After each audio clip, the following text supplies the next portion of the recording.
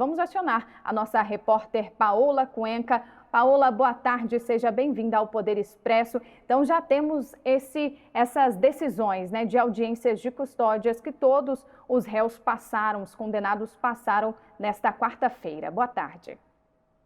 Boa tarde para você também, Vicky, para quem está nos acompanhando. Ainda não foram subidas aos autos do processo as atas dessas audiências de custódia com todas as informações do que de fato foi dito pelos juízes que conduziram, né, essas audiências de custódia e como foi todo o procedimento em detalhes. Mas é importante a gente citar que se trata de uma audiência de custódia para verificar, como todas as audiências de custódia servem, para verificar se os direitos das pessoas que foram presas foram garantidos ali no momento da prisão, ou seja, se não houve uma violência no momento da prisão dessa pessoa, se ela teve o acesso a um local onde ela pudesse ficar abrigada, à espera ali de uma definição a respeito do estabelecimento prisional, entre outros pontos que acontecem. E como a gente está falando de uma audiência de custódia ao qual essas pessoas foram submetidas, porque elas estão iniciando um cumprimento de uma pena determinada após uma condenação pelo Supremo Tribunal Federal, não se tratam de audiências de custódia como às vezes é mais habitual das pessoas terem contato ali após uma prisão, seja porque a pessoa foi pega roubando em flagrante, por exemplo, porque ela era suspeita de algum tipo de crime, em que pode haver entre os advogados aquele pedido para que essa pessoa então passe a responder ao processo em liberdade, que ela não permaneça presa logo depois dessa primeira prisão que foi realizada. A gente está falando aqui de um início de cumprimento de pena. Então, é um procedimento, vamos dizer assim, administrativo e burocrático essa audiência de custódia para verificar a manutenção dos direitos das pessoas presas, se eles foram preservados justamente no momento da prisão, mas há a manutenção da prisão de todos eles, porque essa prisão foi determinada ontem mesmo pelo ministro Alexandre de Moraes e a gente está falando do início de cumprimento de penas, que são penas longas, penas que têm o início de cumprimento em regime fechado, até porque se tratam de penas longas. A gente lembra aqui na nossa legislação penal do Brasil, quando uma pessoa é sentenciada a uma pena de mais de 8 anos de prisão, ela obrigatoriamente já tem um regime inicial fechado, ou seja, vai ficar dentro de algum estabelecimento fechado para cumprir essa pena. E ali no caso das pessoas que foram presas, condenadas, por exemplo, o ex-presidente Jair Bolsonaro, são 27 anos de prisão, em outros casos 24, 22, 20 anos de prisão. Então, há essa manutenção, de fato, da prisão que foi decidida pelo próprio ministro Alexandre de Moraes ontem mesmo, ou seja, nessa terça-feira. Então, é um procedimento mais administrativo e, claro, legal, porque todas as prisões precisam ter uma audiência de custódia. E Paola, falando a respeito da situação do ex-presidente Jair Bolsonaro, hoje a defesa dele fez uma nova solicitação da visita da ex-primeira-dama, Michele Bolsonaro. Os filhos ainda estão dentro dessa visita?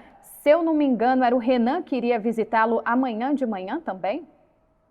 Isso mesmo, Jair Renan Bolsonaro já tinha visita programada para essa quinta-feira, naquele horário que as visitas estão sendo realizadas por regras da Polícia Federal, que é entre 9 e 11 horas da manhã. E, de fato, Michele Bolsonaro também teve autorização para fazer outra visita ao marido, que vamos lembrar, a primeira visita que ela fez a Jair Bolsonaro na sede da Polícia Federal, na superintendência, perdão, a visita aconteceu enquanto Jair Bolsonaro estava na prisão preventiva, já detido no mesmo local onde ele vai cumprir a pena, mas ele estava em uma prisão preventiva. E agora, Michele Bolsonaro teve autorização de Moraes para visitar o marido, o ex-presidente Jair Bolsonaro, na manhã dessa quinta, mas da mesma forma que a gente observou ontem, terça-feira, sobre os filhos Carlos Bolsonaro e Flávio Bolsonaro, que fizeram visitas em momentos distintos ao ex-presidente, da mesma forma acontece nesta quinta-feira. Jair Renan Bolsonaro, como já tinha autorização antes da primeira-dama Michele Bolsonaro para fazer essa visita, faz um primeiro encontro com duração máxima de 30 minutos para ver o pai ali na Superintendência da Polícia Federal e depois Michele Bolsonaro, também restrita ao encontro de duas pessoas, ela e Jair Bolsonaro, tem também uma visita com duração máxima da mesma forma de até 30 minutos. O que a gente vê nesse momento é o ministro Alexandre de Moraes, de fato, autorizando as visitas que são solicitadas pela defesa defesa do ex-presidente de forma bem pontual, no sentido de definir a data, definir o horário em que a pessoa deve prestar essa visita. O que a gente não vê ainda é uma liberação para que, por exemplo, a ex-primeira-dama seja uma visita autorizada, ou seja, então não haveria essa definição de ela precisa ir na quinta-feira ou na próxima terça. Ela teria a disponibilidade, a permissão de, nos dias que são disponíveis pelas visitas na Superintendência da Polícia Federal, estar ali junto com o marido dela, o ex-presidente Jair Bolsonaro. Não é esse cenário que a gente vê ainda. Moraes ainda tem autorizado essas visitas ao ex-presidente de uma forma muito detalhada, fixando o dia para que a visita aconteça. Ou seja, é muito provável que logo após que essa visita seja realizada por Michele na quinta-feira, a defesa do ex-presidente volte a solicitar um outro encontro entre os dois ali naquele regime, já que Moraes tem feito essa autorização ainda muito pontual, muito detalhada de quais os momentos em que as visitas podem ser realizadas. E, Paulo, uma notícia de agora é que Moraes teria intimado a defesa do ex-presidente Jair Bolsonaro, deu um prazo de 24 horas para se manifestar acerca da entrada e utilização de celular na visita, do deputado federal Nicolas Ferreira na última sexta-feira. E isso apesar da proibição, ali expressa em termos judiciais. A gente está falando aqui a última sexta-feira, porque muita coisa aconteceu nos últimos dias. Mas na última sexta-feira, Jair Bolsonaro ainda estava na prisão domiciliar, ou seja, ele estava recebendo visitas na casa dele.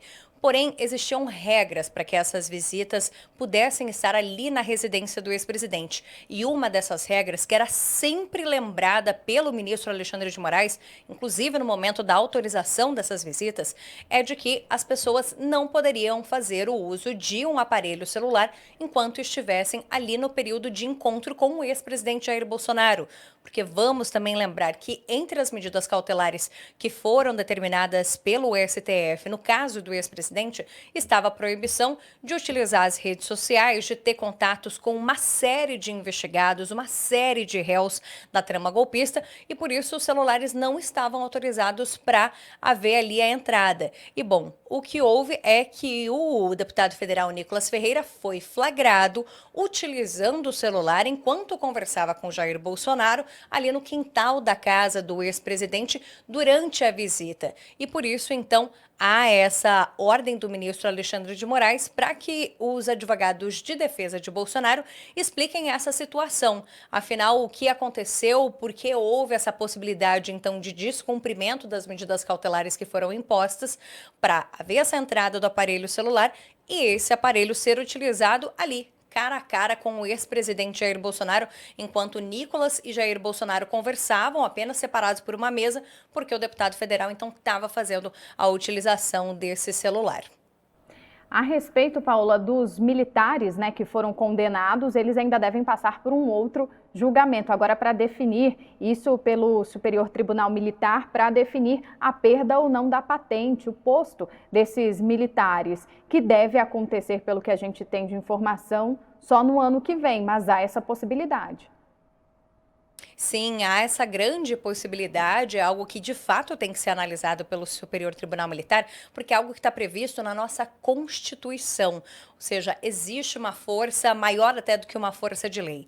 Na Constituição está colocado que quando militares são condenados, seja por um processo civil ou por um processo militar, a uma pena maior do que de 2 anos, então eles têm que ter, é necessário que se faça uma análise a respeito da possibilidade de perda da patente desses militares, que é o que em termos mais técnicos eles chamam de indignidade ao oficialato, no sentido de esse militar foi condenado a uma pena maior de 2 anos pelo cometimento de um crime. Aqui a gente está falando de punições para mais de 2 anos por uma ação penal, por ter cometido um crime.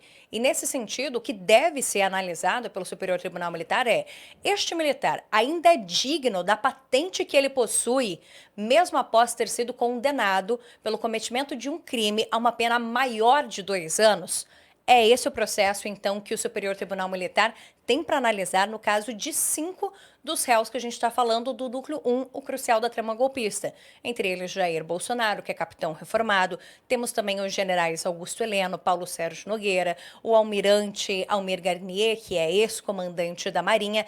No caso desses ex-réus, porque agora são condenados, mas os que eram réus do núcleo 1 da trama golpista, apenas Mauro Cid não passa por esse processo de análise obrigatória a respeito da possibilidade de perda dessa patente, porque a pena dele, graças à delação premiada, ficou em até 2 anos. Isso porque, na colaboração premiada, ele fez uma série de acordos a respeito dos benefícios que ele teria, e um desses benefícios era de que a pena decretada a ele fosse menor, reduzida, e como foi fixada em até 2 anos, Mauro Cid não passa por esse tipo de procedimento como os outros condenados terão que passar junto ao Superior Tribunal Militar. O próprio ministro Alexandre de Moraes, ao considerar as ações penais encerradas, dar o trânsito em julgado, já determinou que fosse oficiado ao Superior Tribunal Militar e ao Ministério Público Militar justamente essa situação, para que então se começasse a análise da possibilidade de perda de patente desses condenados que são militares. E como a gente tem o recesso do Poder Judiciário começando no dia 20 de dezembro, ou seja, começando daqui a menos de um mês, a gente está falando de apenas algumas semanas, então esse procedimento, esse processo, até porque um processo tem que ser iniciado para então ir de fato para o plenário do STM para julgamento, ele fica para 2026, processos individuais para cada um destes condenados, análise de caso a caso. Caso de Augusto Heleno, de Paulo Sérgio Nogueira, de Jair Bolsonaro, de Almir Garnier, todos os casos vão ser analisados em separado pelos ministros do Superior Tribunal Militar.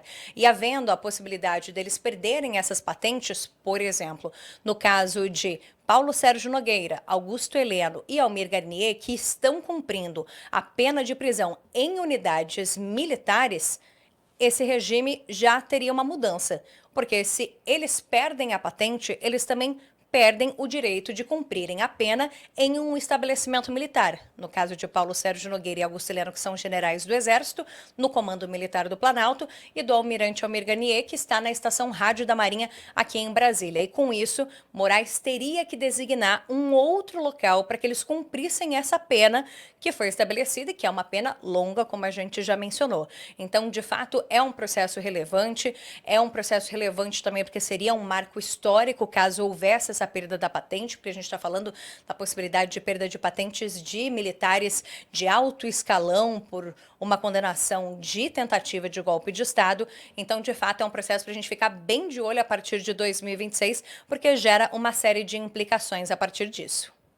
Paola Cuenca, muito obrigada pelas informações. Sei que você tem uma reportagem no SBT Brasil especial tratando ainda dessa repercussão, né, dessa prisão desses condenados pela tentativa de golpe de Estado. Então já vou te liberar. Agradeço demais a participação aqui com a gente ao vivo no Poder Expresso. Boa tarde, Paola. Até mais, Vicky. Até.